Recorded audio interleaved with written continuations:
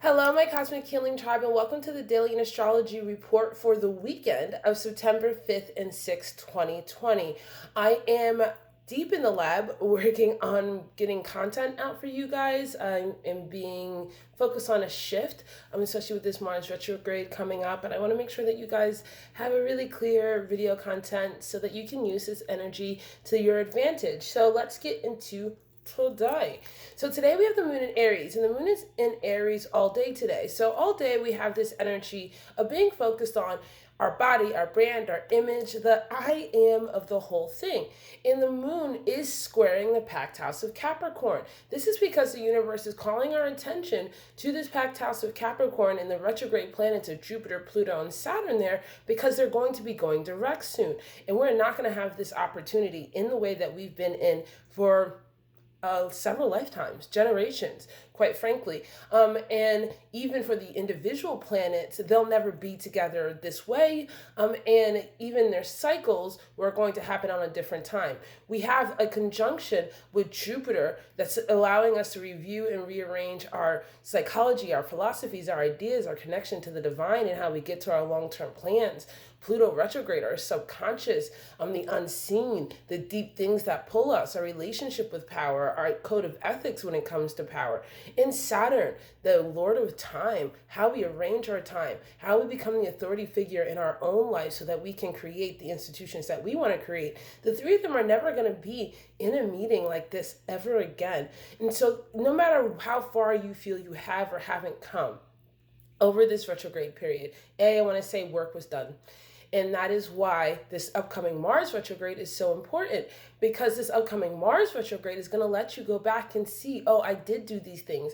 Oh, I do need to work more on these things. As these other planets, Saturn, Jupiter, and Pluto, are going forward, we are still in a great incubator. While the engines never really turn off, right? But they do learn how to change on different momentums. And that's where we're at right now. So this weekend can be a bit of a working weekend for you in some way or another about these goals that you want to, when Monday comes, you want to hit the ground running on, right? You need to have a meeting with somebody. You're going to have all your documentation together before the meeting. You're not going to wait. Please don't wait an hour before the meeting, right? Because you're on that boss vibe. So when you're on that boss vibe, you do have to be focused. You do have to balance the work and the play.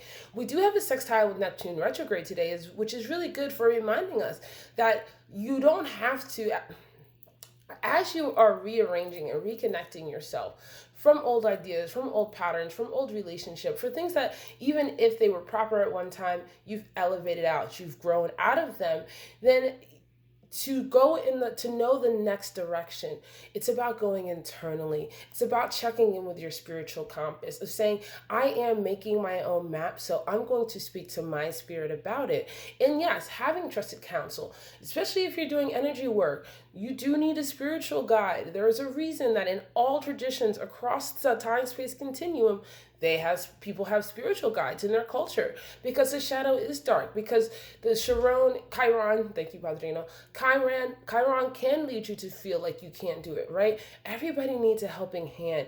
And we do have the supportive element of the moon meeting with the North Node, which is saying, yeah, as you vocalize, as you practice heart-centered, self-guiding systems that you can create with other people. And then on today, the card that we get is the Hermit. I love the Hermit card.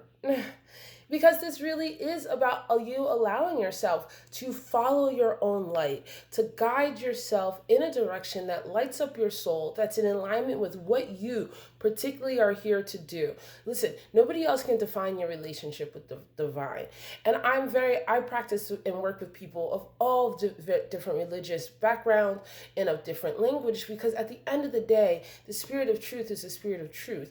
You may call this Jesus, you may call this Hare Krishna, you may call this Obatala, you insert anything here, but it is an energy. It is an energy of divine guidance that you and have a way to access and activate. So what that language is your divine mission to find out how it can be translated. Well, that's part of creating that connection. So to me, there really isn't ever a spiritual conflict in these areas. Where there are spiritual conflicts, right? I don't care what tradition you call it, if you're unethical with your energy, we gonna bang bang. I don't know why somebody needed to hear that, but I do work with both hands, and so does everybody in this cosmic healing tribe. That's why we have a cosmic citadel. If you would like to join the cosmic citadel to bring those hands to those who throw unwisely, you can do so by joining my link tree above. Okay, um, something must be popping off. Who popping? Who is being popping? Oh, it's because we have the moon tomorrow. The moon is going to conjunct Mars. And this is going to happen when the moon is still in Aries. But it's going to happen during a void. I'm reading the ephemeris, guys. I literally do this live. So we do have tomorrow the moon conjunct Mars, but it's at 4:45 a.m. and when the moon is still void. So even if you may not be awake for it, it does give a spark of energy to the air of like, are you going to be a master general or are you going to be a master brat? Because yeah, you have fire, you can be a bully, but listen, this is the test of Pluto retrograde and Saturn retrograde and Jupiter retrograde. And you guys have noticed that there's been a spiritual reaping for people who've been engaging in unscrupulous behavior. I can assure you that that was just the appetizer for what Saturn, Jupiter, and Pluto will be bringing if during the retrograde you didn't get it together and you still on that ish. Like, why? But hey, I honor what you consent to. So then we have the moon in a sexy quadrant to the sun. So this is a tense element. This is an element still while the moon is in Aries of us trying to figure it out and work it out. It's okay that you're still working it out.